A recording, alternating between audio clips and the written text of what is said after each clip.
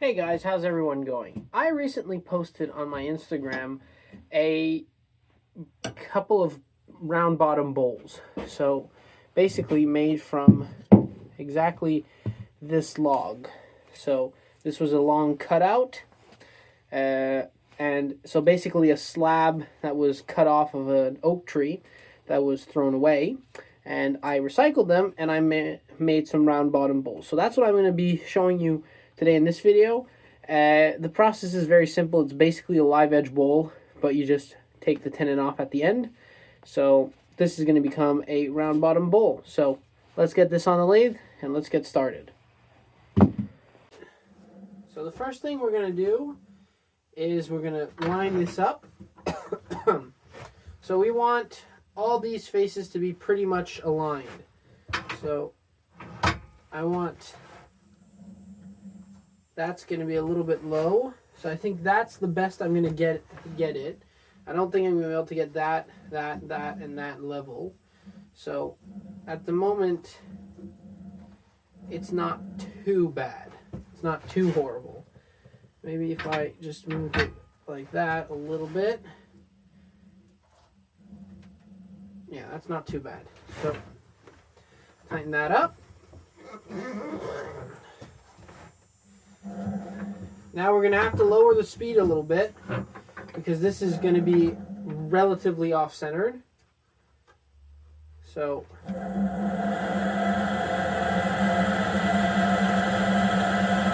just like that. 5/8 bolt gouge as usual.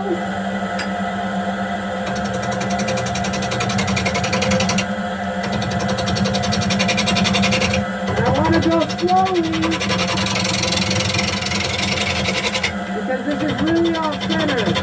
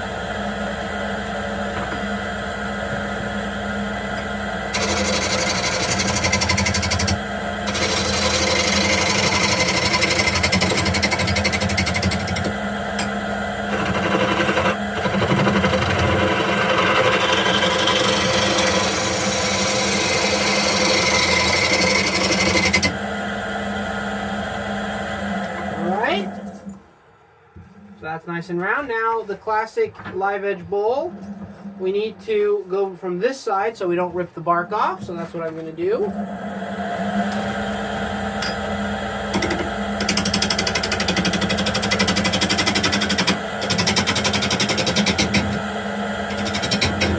So that's the tailstone that's not tight. Turn that up.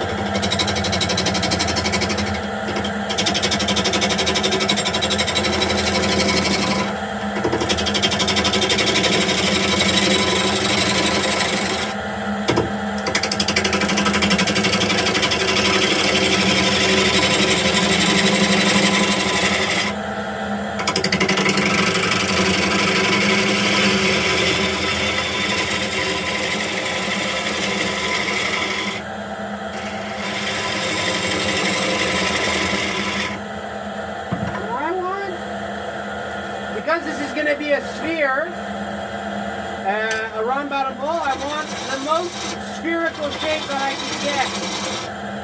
So that it's like a bowl, it's like a circle, well, a sphere.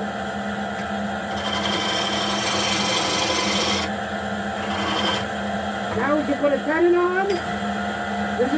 This is going to go in the shark jaws.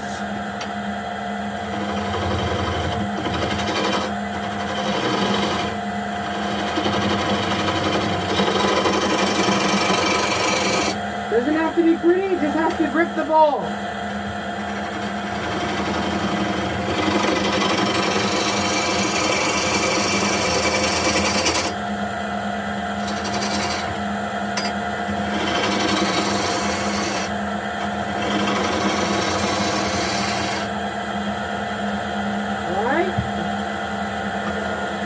We'll finish that shape a little bit.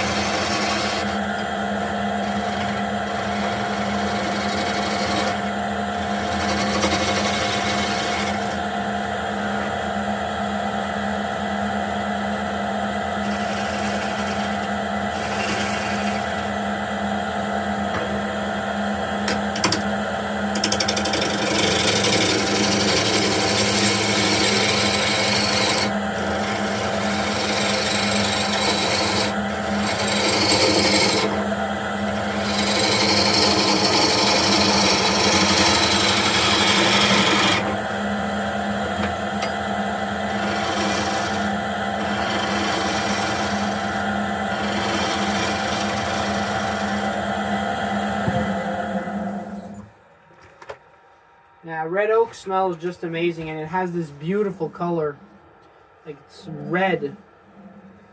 So I'm going to work on that tenon just a little bit more.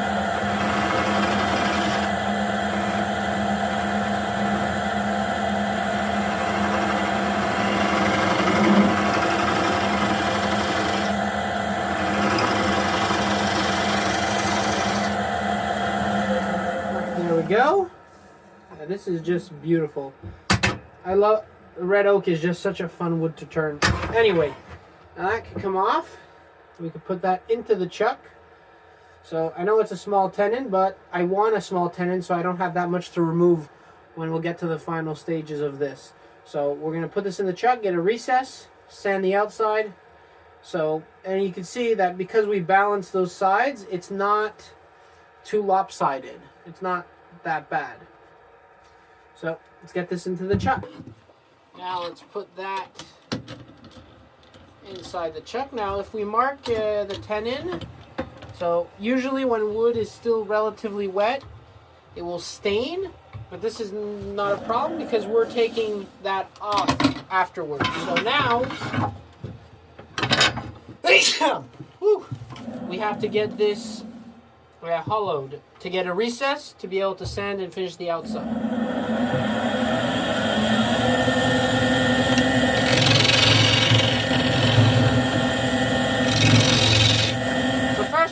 Find solid wood.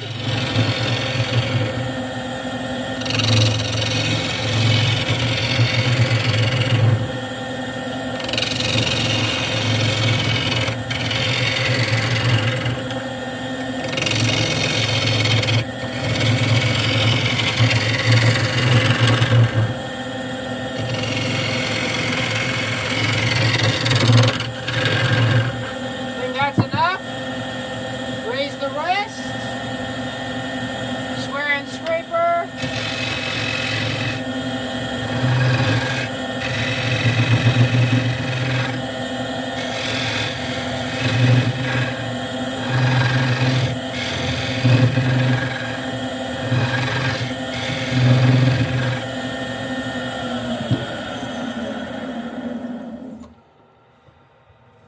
That's solid wood all around.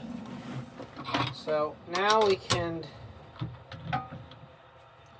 turn this around like that, expand, turn it to make sure it's true. Yes, it is. And there we go. Pop. Now I'm going to make that nice and flat. Then I'm going to scrape. Actually, maybe not even.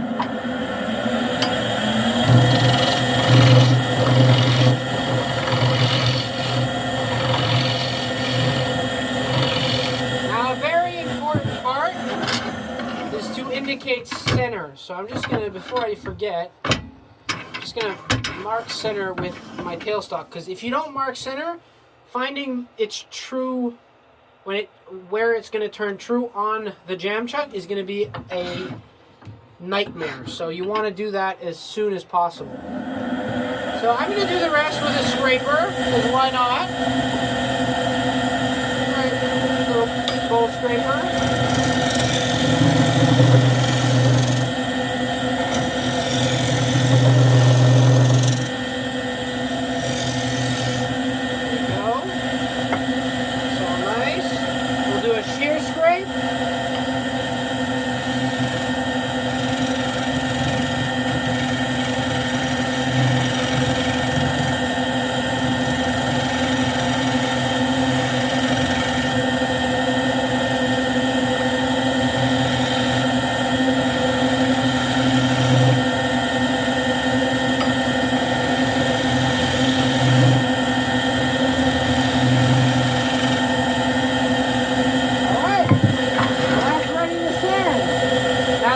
Be wet sanded.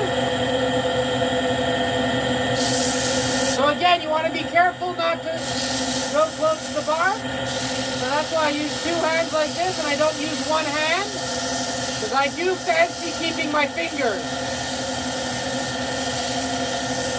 And I did hit the bark recently, and it hurts. So if you can avoid it, yeah, it's a good idea.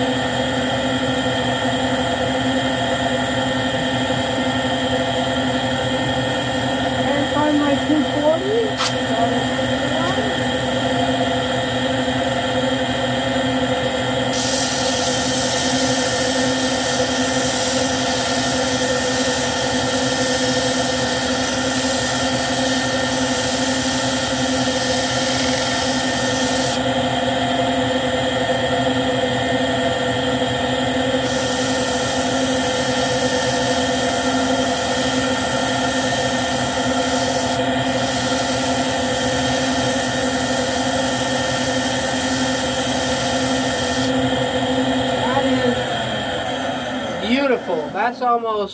That's like glass. Absolutely magnificent. You have these nice swirls.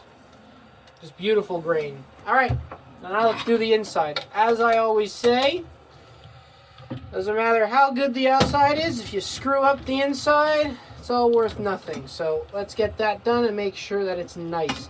Now, I don't want it to be too thin at the bottom, because I don't have that tenon there, because I'm going to remove the tenon. I have to make sure that I don't go too thin, because if I do go too thin, there's a chance that I punch through, and I do not want to punch through.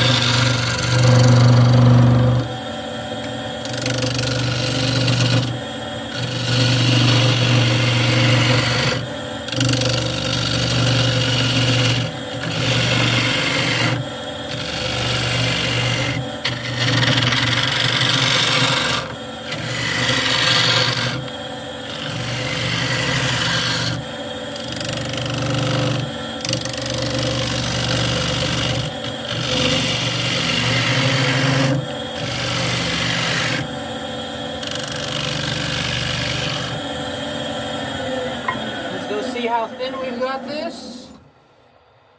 That's really nice. That's a nice thickness. I'm happy with that. And the bark's still on, so that's good.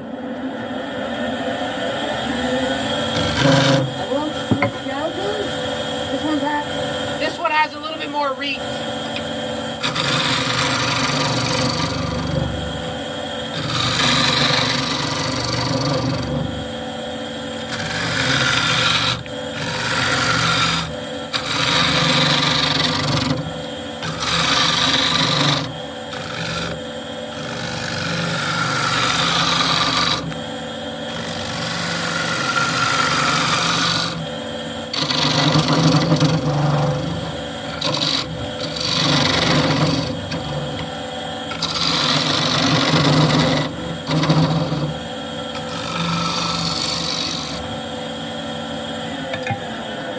See how we are?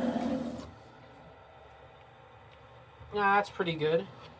Now I don't want to go, as I said, I don't want to go too thin at the bottom, so I'm just going to scrape the bottom, just get it nice and flowing, and that's going to be it.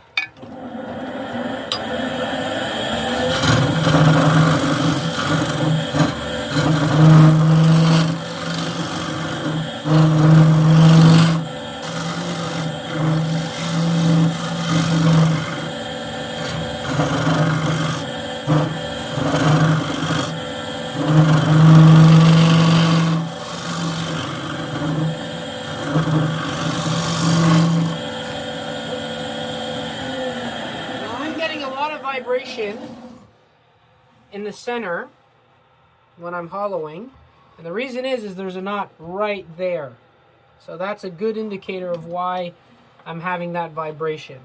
Now, how far in did I actually go? So let's just try to eyeball that. Alright, just trying to gauge the thickness to see how much room we actually have. I don't want, yeah, okay. So if I don't go thinner than that, when I remove the tenon, I think I'll be fine. But now I just want to make sure that that curve is nice and smooth, which at the moment it's not. So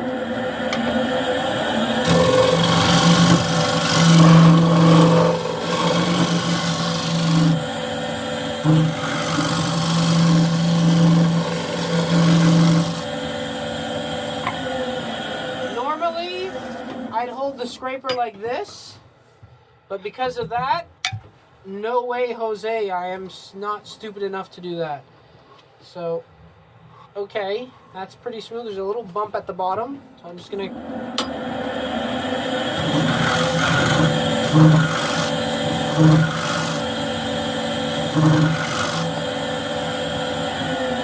just make that level.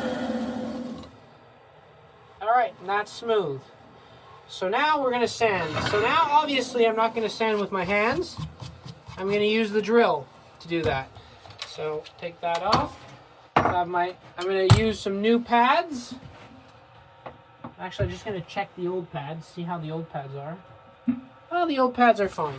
So I'm going to do that with the drill.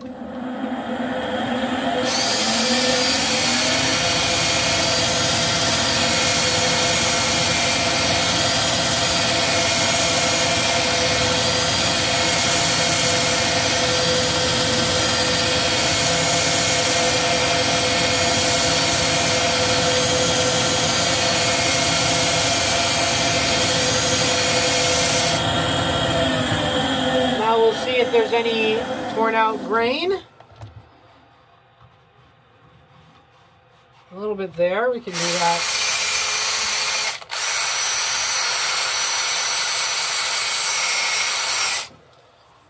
That's nice. A little bit of torn out grain there.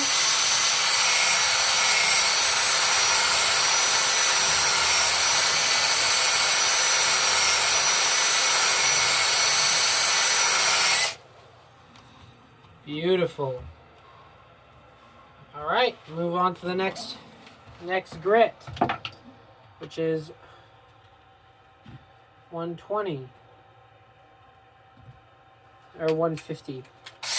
No, I think this is 120.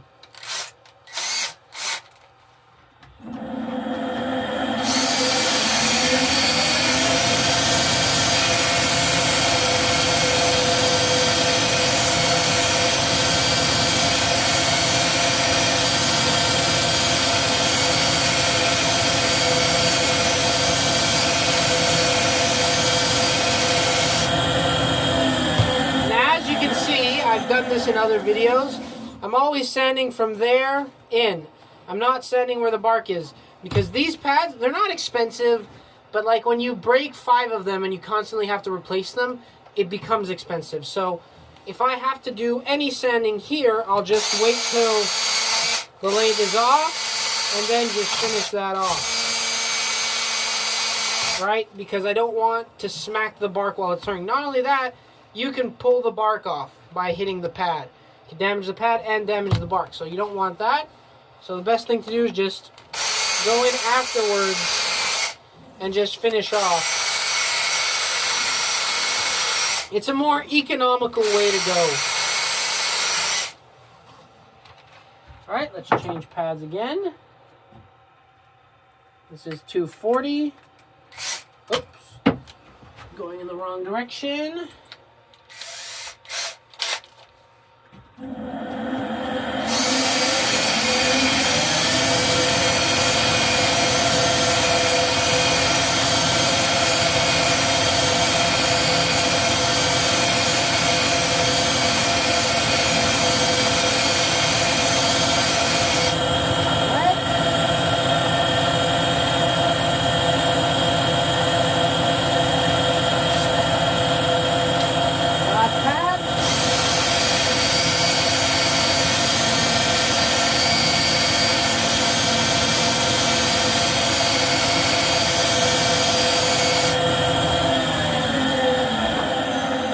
There we go. Beautiful. Absolutely magnificent. Now, as you see, I haven't added the oil, and as you can see, look at tenon has stained. So if you can see that, that's why you always want to put a cloth. But that doesn't matter because we're taking the bottom off. So let's do that. So now I'm just going to grab my jam chuck. So I have a jam chuck specifically meant for this chuck. So that goes in right there. That should be true. I trued it up last time. Yes. That goes in like that. That's as true as it needs to be. Get some cloth. We don't want... That goes in like that. Now remember when I said finding center is really important?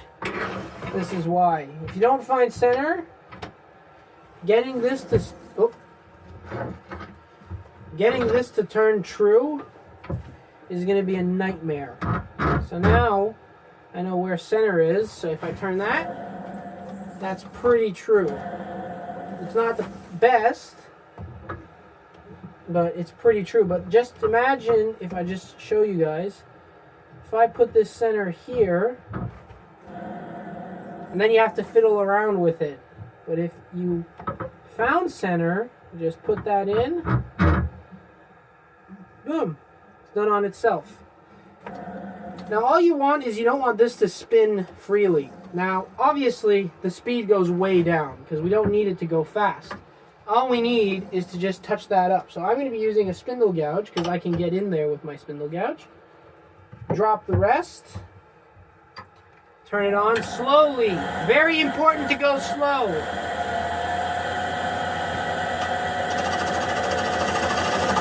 And delicate touch, and I'm just blending those two curves.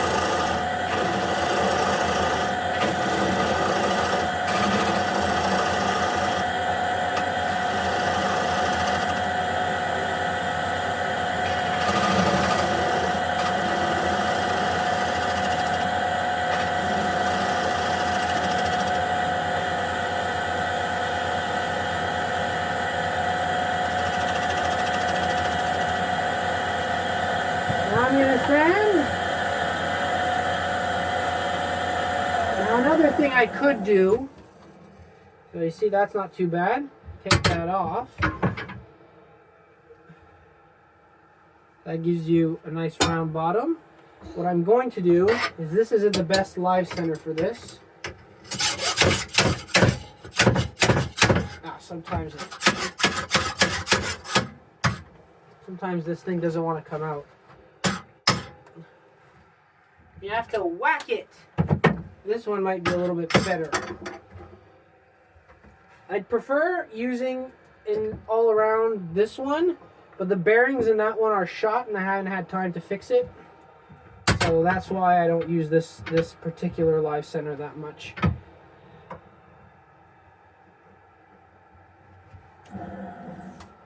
So as you see, again, super easy to find center. So that's just going to allow me to get the gouge in there a little bit more.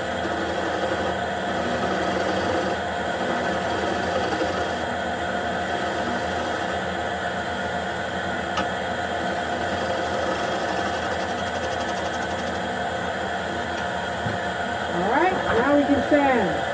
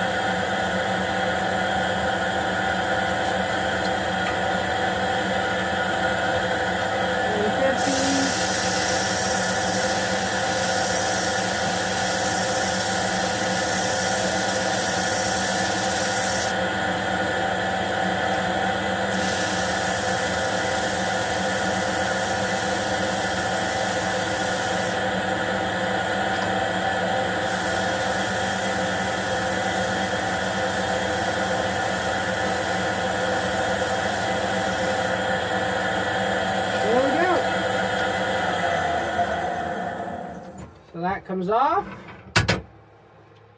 Now, oh yeah, I'm thick enough. There's no worry.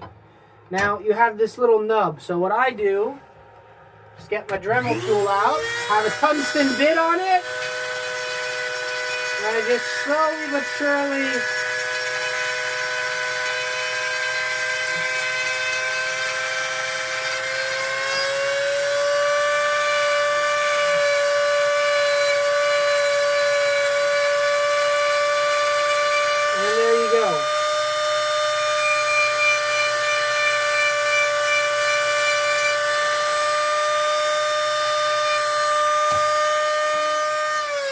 you can just grab your 240 sanding paper.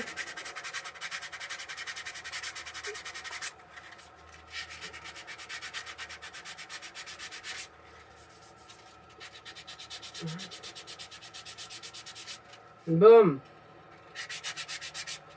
You'd never even know it was there. And then you go. So I hope you guys enjoyed this project. This is a really fun project when you want to confuse people on how you actually grip this on a lathe, because there's no real way to grip it. Another thing I hope you realized in this video, but I showed you, I've often said I don't like using jam chucks, and I will say this again, I don't like using jam chucks. This is kind of a project where you kind of have no choice but to use a jam chuck, because you're trying to work on this face. Now, when I say jam chucks, I don't mean jam chucks for boxes or any other tool, but for bowls, I don't like using them because it's easy to get off center, and then it's hard to finish this bottom because you always have the tailstock in the way. So that's why I really like just turning tenons and just making the tenon the foot. However, for these kinds of projects, jam chucks are really good. So one thing that I did when I first started is the first thing that I did is I made a jam chuck for each chuck. So each one of my chucks has a designated jam chuck that goes with it, so that I could just immediately mount a chuck, its jam chuck. So this is the jam chuck for this chuck. I have another one for the defined chuck. I have another one for the busy bee chuck, and I have another one for the Nova chuck. Well, this is the Nova chuck. So I have one jam chuck for everything. For example, this one is my busy bee chuck jam chuck, and I have a bunch of other ones. So that, I think, is a good thing to do when you're first starting, is to make yourself some jam chucks, because once they're made, don't have to make them again. And you can make these beautiful, nice projects. So this is going to get oiled off the lathe, because I could actually oil it right now live. Well, not live, just to kind of give you an idea of the color. So it's going to stay this nice pinkish red color. And yeah, this is going to go on display at my next show.